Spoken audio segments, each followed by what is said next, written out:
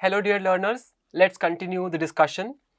In the previous session, I have talked about the process-based theory of motivation, wherein I have talked about the equity theory of motivation and expectancy theory of motivation.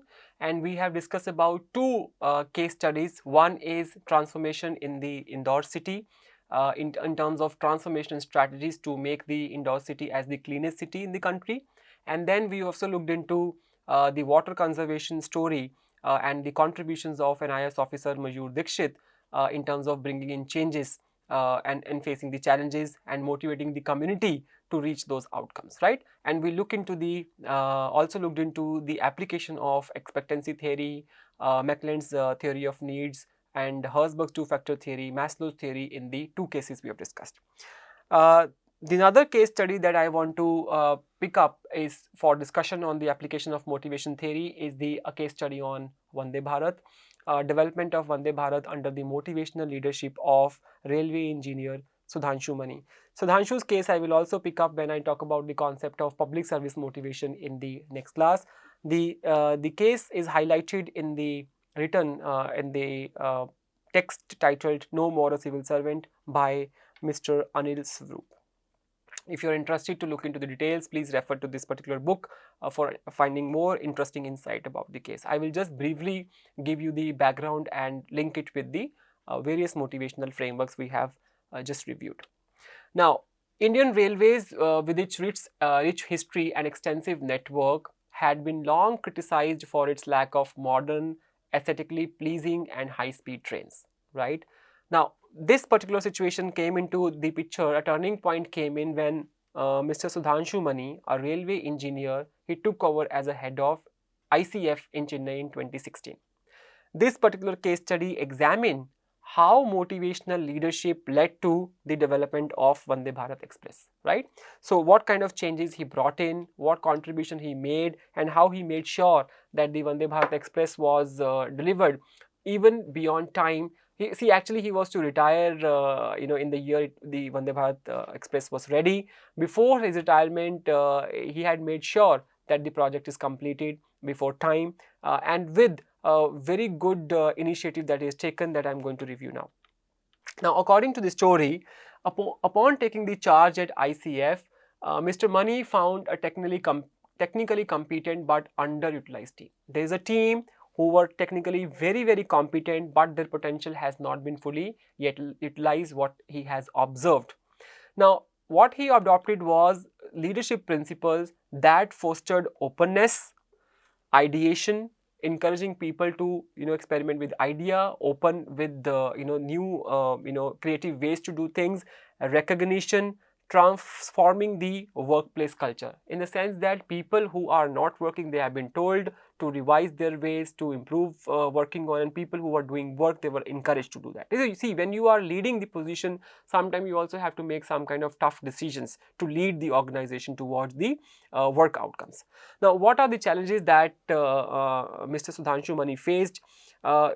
Overcoming bureaucratic resistance and securing the project approval. So, whenever he was trying for getting the approval, he faced a lot of bureaucratic resistance in terms of getting approval from the ministry involved, right, and from the top management.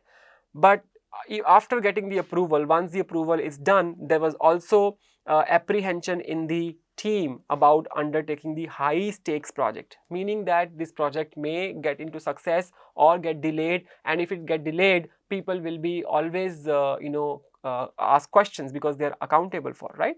Now, there also leader has to make sure that the people are not bothered about this aspect of it, because leader is the one who is going to take the responsibility of the outcomes which are attached to the project, which is a high stake project, right? And also another challenge that he faced was deciding between developing in-house technology and relying on international transfer of technology. This particular case study is also very interesting case study of utilizing all the resources within the country to make a train which is way different in terms of its innovation and approach in terms of working. What are the strategies which are being used? Engaging the team through motivational leadership, taking personal responsibility of potential failures. I talked about already that when people are having apprehensions about the project, which is a high stake project, leader has to take the responsibility for the potential failure, so that the people need not to think about what are they going to be outcomes and how they will be held accountable for, because leader is there to support them, leader is there to take the responsibility of the potential failures too. Also, involvement of the European consultant only for the design aspects while maintaining full IPR ownership. I told you that a lot of manufacturers within the country were used to build a train, but European consultants were only involved for specific design aspect and with the continuous interaction with them and getting guidance. Encouraging Indian manufacturers to participate, reducing cost and fostering national pride. So contribution in terms of better cause, bigger cause, broader cause will give them a lot of motivation in times to come, right? Now, what are the outcomes? While doing this, I am just briefly reviewing it. If you read this story, you will be inspired by what other things that has been done by Mr. Money. And of course, the team. It's a team effort. Outcomes: a motivated team working synergistically with partner companies, successful development and unveiling of Vande Bharat Express within 18 months. You look at the timeline, the time it got approval, and it was ready before the retirement of Mr. Money. Now look at the application. Let's look at the application of the Herzberg two-factor theory. If you look at the motivators factor, achievement. What is the achievement outcome? Successfully developing a modern train entirely in-house. Recognition, national and international recognition for the Vande Bharat Express. Work itself, engaging in innovative and challenging work. It's a challenge. It's also you need to find out the ways how will you make it happen and what strategies and processes you have to follow. Responsibility, team members were given ownership of their project. Ideation, openness culture, workplace culture, which is transformational culture, was giving a lot of sense of satisfaction and motivation to people to continue to work hard under the leadership of Sudhanshu Mani. Hygiene factors, working conditions improved through supportive and open leadership style, right? Leadership style is one of the factors, which is the hygiene factor. It has to be good so that people are not job dissatisfied, right? Salary, adequate funding and fair compensation. Supervision, strong and inspiring leadership from Mr. Money. Policies, clear directives and support from the top management. So these are some of the factors which are hygiene factors leading to taking people to a stage of no job dissatisfaction, right? On the other hand, motivators are leading to job satisfaction. Then after this, we are going to talk about the next process-based theory. Two process theories we have discussed, the equity theory and the expectancy theory of motivation, and we have seen the application of all the theories, need-based perspectives and the process-based perspective by using 3 different case studies. Now we will look into the third process-based theory, which is goal-setting theory by Edwin Locke and Gary Latham. Now, goal setting, it involves setting clear performance targets. Goal setting involves setting clear performance targets and helping followers create systematic plans to achieve them. Now, I will say in the terms of process, if goals are set which are very clear and people know about their goals clearly and they have enough clarification about the goals, and then what happens is clear performance targets are there, then leaders help followers to create systematic plans to achieve them, clarifying the path to achieve the goals there, right? Now, what happens is, according to the authors, goals are most powerful determinants of task behavior. So, if goals are clear, if people know that what their goals are, they will then decide what kind of task behaviors will lead to the achievement of the goals there. Now, task behaviors are the behaviors which are important and crucial for the task outcomes, right? So, for that you need motivation. So, goals are also linked to the motivational level among the people. If goals are clear, people will be able to determine what kind of task behaviors are required and they are motivated to do that, right? Now, the research also found, you please look into this paper which is mentioned over here in the source 2 here, goals that are both specific as well as difficult but not unachievable, difficult enough challenging, it resulted in the consistently higher efforts and performance when you compare it with just the leader who just asks their people to do your best goals, right? So what you're doing is you are setting goals in such a way that people are involved, people know about what their goals and what they have to do, and the the leaders are helping the followers create also plans to achieve the goals there. So when this involvement of their, right, when involvement of people is there, when the leaders are themselves involved in the process of letting helpers understand what their goals are and how they will achieve this by following particular path, we will say that there will be a consistency in their higher efforts and the performance, rather than we are just if comparing it with the another group which is just been asked to do their best goals, right? This is the goal setting theory. But if we look at the goals which are being set, how will somebody direct them to achieve those goals? How it is going to be possible? By directing attention, action, mobilizing efforts and increasing the persistence. Who will do that? Who will do that? The supervisors, the managers and organizational leaders, right? They have to continue to put in efforts to make people aware about what their goals are, right? What kind of actions are required, and also provide them the resources, mobilizing efforts in terms of providing them the resources which they will require in their working, and continues to motivate them to be persistent even in the case of adversities, right? Now, commitment to goals. The goals are set, right? Goals are set now.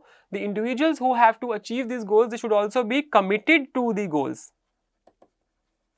Commitment is required. If they are not in acceptance of goals, they will never show the kind of task behaviors which are required to achieve the goals there, right? So commitment to goals is also very required. Also, feedback about the progress, how they are performing. Feedback is important, because if you give them the feedback, they have a chance to improvise for the attainment of the goals. Let's say if something is going wrong, something is not working as per plan, if the feedback is also continuous, you are accompanying feedback along with the commitment to goals, it will then lead to the necessary levels of performance. Very important for performance, both commitment to goals as well as feedback about the progress. It's very, very important for the performance of the individuals in the organization in terms of goal settings and goal achievement and outcomes. What these goals do? Goals do, because you see that goals are linked with the task behavior. If the goals are clear to people, they know that what kind of task behaviors are required. So to perform tasks, people should also be confident to perform those tasks. So goals also influence self-efficacy. So self-efficacy is the belief in the individuals that they are confident about their ability, that given a piece of work they will be able to complete it, right? So when goals are there clear, they also influence the self-efficacy by providing purpose, standards for evaluating the performance, right? So goals influence self-efficacy, giving enough confidence to individuals that how they need to perform the task behavior by providing them the purpose and also setting the standards for evaluating the performance of individuals in the organization, right? Another interesting framework we will look into is self-determination theory.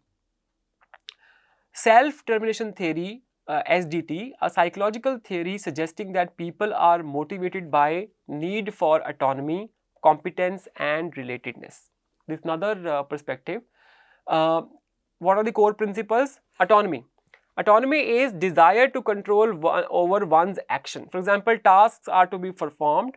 People will experience autonomy when they will have more control over how they have to complete their task and how much control and freedom and autonomy they have to complete their task, right? Competence, need to feel effective and capable, in order of their the efforts, how much competent they are feeling about completing the piece of work. Are they considering themselves as capable and effective? This feeling is very, very important. Then relatedness, need to connect with others and feel a sense of belonging there, right? So three important core principles of self-determination theory. Now, idea is fulfillment of these psychological needs, they help people get intrinsically motivated. Within, if I get more control and responsibility for my work, I will be motivated within, because work is going to give me much more motivation, right? If I am competent, I know I have full confidence in my abilities, I will then contribute much better. I will be motivated enough. And if I connect to people and I have a feeling of sense of belongingness, then I am intrinsically motivated. Otherwise, what is needed is external factor for motivation is required if these principles or needs are not being taken care of, right? If I am not having autonomy, if I am not feeling competent, and if I don't have relatedness, I will not be intrinsically motivated. People will then always be required to create external factors to motivate people in this particular situation. Now, Ryan and Dacey, they put forward two main type of motivation which are powerful force in who we are and how we behave. Intrinsic motivation and extrinsic motivation. Intrinsic motivation comes from within and internal drive to behave in a certain way. We talked about that work itself sometimes gives us the important thing. Extrinsic motivation, on the other hand, extrinsic motivation is a drive to behave in certain way based on the external source. Something external is stimulating the people to behave in the other way, which result in external rewards. Extrinsic motivation can further be classified on the continuum based on the degree of autonomy. How much autonomy is given to the person can also lead to the various classifications of the extrinsic motivation, which is, it can be externally regulated, meaning doing something due to external demand and control. You have feeling of extreme control. You are doing something because of the external demand and control. Externally regulated. Your motivation is externally regulated. Introjected regulation, doing work, you are doing work because you want to avoid guilt, anxiety, or for self-esteem. You are still having feeling of control, right? Because you are doing something because of the external demand, you have control. You are doing work to avoid guilt, anxiety, or for self-esteem, you still have control. Identified regulation, valuing a goal or regulation and accepting it as personally important. Then integrated regulation, assimilating the regulation to self, aligning them with the self values and needs. So you see that you have, as you are moving towards the continuum from external, these are external the motivation classification on the continuum, from externally regulated towards integrated regulation, you are moving from extrinsic to intrinsic motivation, right? That's what is the idea of self-determination theory. But the important thing here is that the core principle, autonomy, competence and relatedness, these psychological needs help people to get intrinsically motivated. Otherwise, external factors of motivation would be required for the purpose, right? Now, with this, we have come to the concluding concluding discussion concept, which is learning based perspective on motivation. First, we'll discuss about the operant conditioning and behavior, modification reinforcement theory by B.F. Skinner. Reinforcement theory says that behavior is a function of consequences. Like whatever consequences are attached, accordingly behavior will occur. If I know my behavior is going to lead to some kind of negative consequences, I will control my behavior. If it is positive, I will indulge into that behavior, right? It says that individuals acquire behaviors or the behaviors get extinguished depending upon the response to the conditions or contingencies of the reinforcement. Let's look into the types of reinforcement: positive, negative, extinction and punishment. Positive reinforcement. Positive reinforcement, if there is a reward which is attached with my performance behavior. If something is rewarded, like that performance behavior it's more likely that that behavior will occur again because some kind of positive reinforcement is attached to there, right?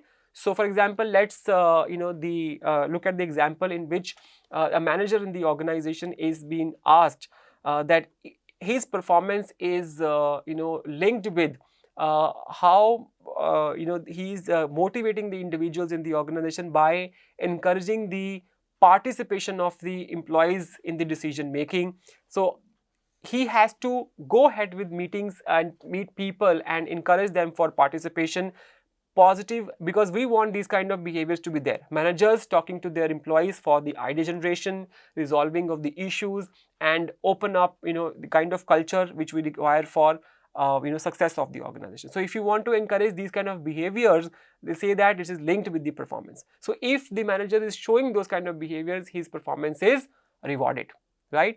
And if he knows that his behavior is rewarded, then he will continue to show this kind of reward. Negative reinforcement, that people, they not indulge into behavior to avoid any kind of embarrassment. For example, if somebody is coming to class very late and the professor is reprimanding this person by humiliating this person, so next time that person would know that if he go to the class, if he repeat that kind of behavior, he will be embarrassed again. So negative reinforcement says that you do not indulge into behavior because you want to save yourself from the embarrassment. Again, behavior is a function of consequences. Extinction, if I want some kind of behavior to go, I don't want those behavior to continue, then I have to go for extinction. Stop rewarding those kind of rewards. For example, in the first case, when I say that the manager's behavior of involving people and a process of involving people in discussion was rewarded, but if I don't want now it to happen because large number of employees have joined, there are a lot of multiple managers have joined and it increases the cost to the company, so I want to extinct that. So now what happened is I stopped performing people on showing this behavior where they are involving their employees in the decision making, encouraging participation. So slowly, when the rewards are not there for that behavior will go extinct, right? Punishment is behavior has occurred. Now because the person has shown that behavior time and again, now you are punishing that behavior. For example, maybe you will deduct salary of somebody who is coming late to the office regularly, right? So with these kind of reinforcement, what you are doing is you are trying to control the behaviors and actions of the people in the organization. The behaviors which are encouraged are rewarded. The behaviors which are to be discouraged, they are not rewarded. For that we have punishments or negative reinforcement or extinction, right?